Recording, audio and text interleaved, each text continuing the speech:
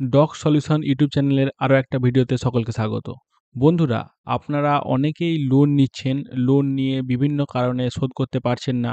তার জন্য নানান রকম প্রসেস পদ্ধতি রয়েছে, যেগুলো আমি আমার চ্যানেলে বিভিন্ন সময়ে আপলোড করেছি এবং সেখানে গিয়ে আপনারা সেই বিষয়গুলোতে দেখতে পারেন। কিন্তু আজকে আমি যে বিষয়টা নিয়ে আলোচনা করব সেটা হচ্ছে সেকশন 138 এর এগেনস্টে যদি আপনার বিরুদ্ধে কোনো চেক বাউন্সের মামলা হয়, তাহলে সেই ক্ষেত্রে আপনি সেটা কিভাবে মোকাবেলা করতে পারেন। দেখুন, আপনাদের সামনে আমি একটা চিঠি তুলে ধরেছি। এটা একটা নোটিশ আছে, অর্থাৎ সমন আছে। এই সমনটা আমারই একজন আমাকে পাঠিয়েছে। তো তার মুর্শিদাবাদে তার বাড়ি। তো তার কাছে এরকম একটা নোটিশ আসে বেঙ্গালুরুর কোর্ট থেকে। তো বেঙ্গালুরুর কোর্ট থেকে যখন এই ভদ্রলোকের কাছে নোটিশটা আসে, তখন আমি এনার পুরো ডিটেলসে জানতে পারি যে ইনি একটা কোম্পানি থেকে বেশ কিছু টাকা লোন নিয়েছিলেন।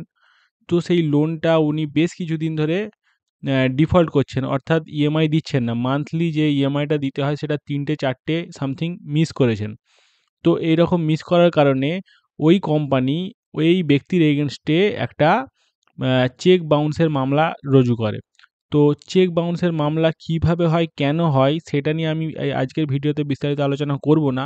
আমি শুধু এটুকুই জানাবো যে যদি আপনাদের এরকম কোনো চিঠি বা নোটিশ বা সমন বাড়িতে আসে, তো সেই ক্ষেত্রে আপনাদেরকে দ্রুত এটাকে নজরে রাখতে হবে এবং সেটা থেকে জামিন পাওয়ার ব্যবস্থা করতে হবে।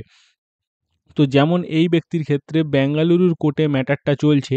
তো এই যে ডেট আছে ১৭ তারিখের মধ্যে বেঙ্গালুরু গিয়ে এই কেসটাকে আমাদেরকে এটা থেকে বার করতে হবে, অর্থাৎ এটাকে জামিন করাতে হবে। যদি জামিন না করা হয়, তাহলে এই ব্যক্তির বিরুদ্ধে কিন্তু ওয়ারেন্ট বেরিয়ে যেতে পারে।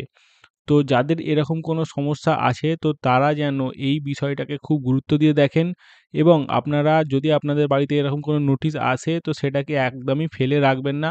উপযুক্ত ব্যবস্থা দ্রুত নিন, কারণ যদি আপনি ডিলে করেন এবং আপনার এই ডেটটা পেরিয়ে যায়, তাহলে আপনার বিরুদ্ধে ওয়ারেন্ট বেরিয়ে যেতে পারে এবং সেটা কিন্তু আপনার একটা বড় সমস্যার সৃষ্টি করতে পারে। তো আজকের ভিডিওতে এতটাই ছিল।